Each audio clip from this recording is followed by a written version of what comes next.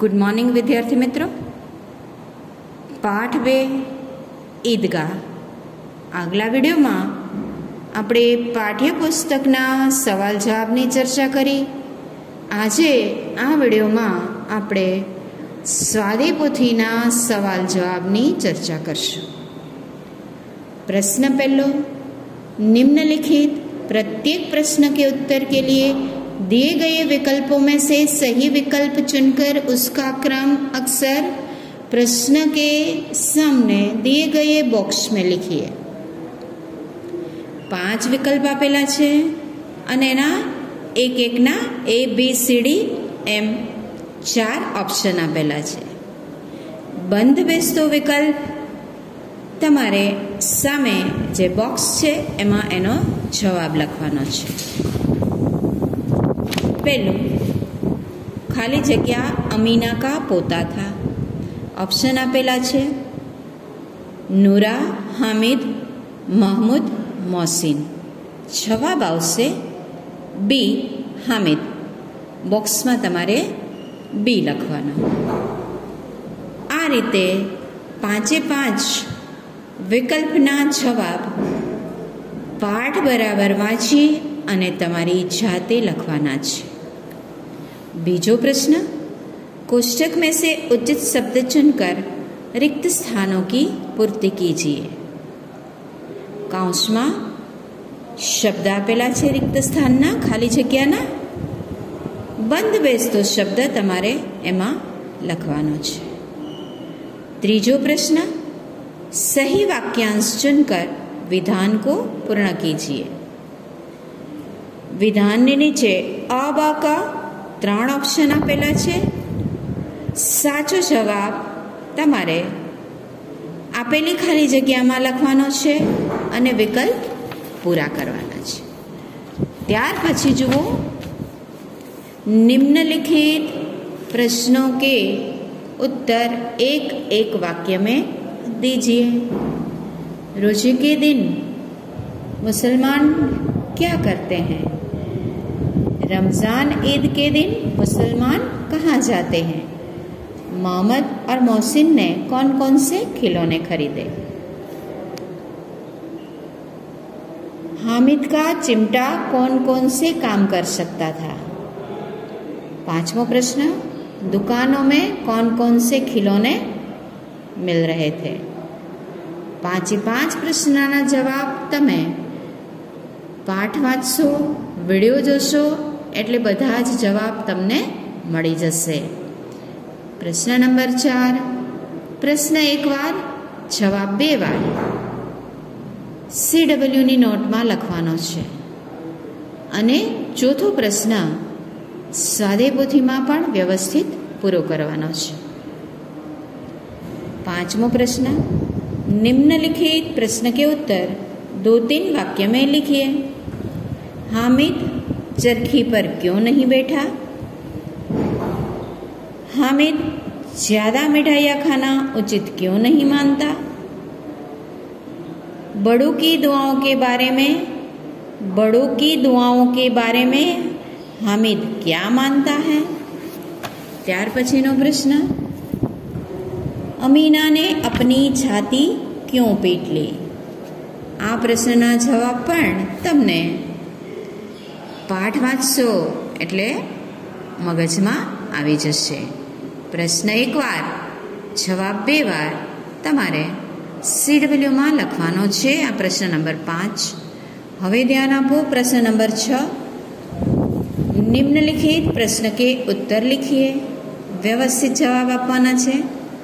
बूढ़ी अमीना ईद को क्यों कोस रही थी? हामिद मेले में जाने लगा तो अमीना उसके लिए क्यों चिंतित थी? ईदगाह के मार्ग का वर्णन कीजिए। चिमटा खरीदने के लिए हामिद कौन कौन से कारण बताता है? हामिद के हाथ में चिमटा देखकर अमीना पर क्या प्रतिक्रिया हुई?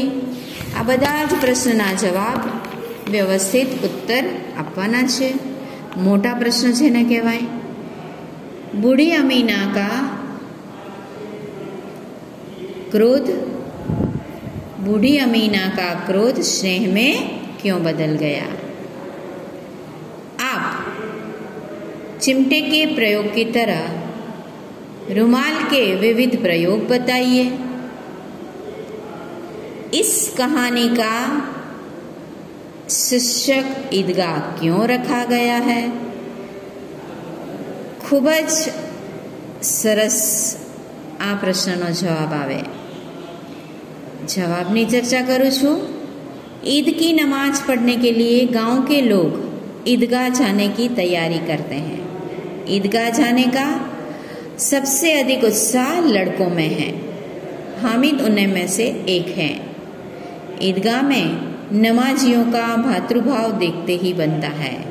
नमाज के बाद लड़के ईदगाह के मेले में जाते हैं।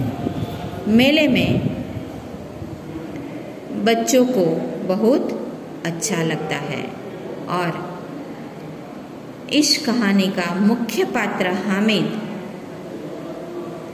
की बहुत सारी विशेषता के संदर्भ में और ईदगाह के मेले में उसकी खूबियां प्रकट होती हैं।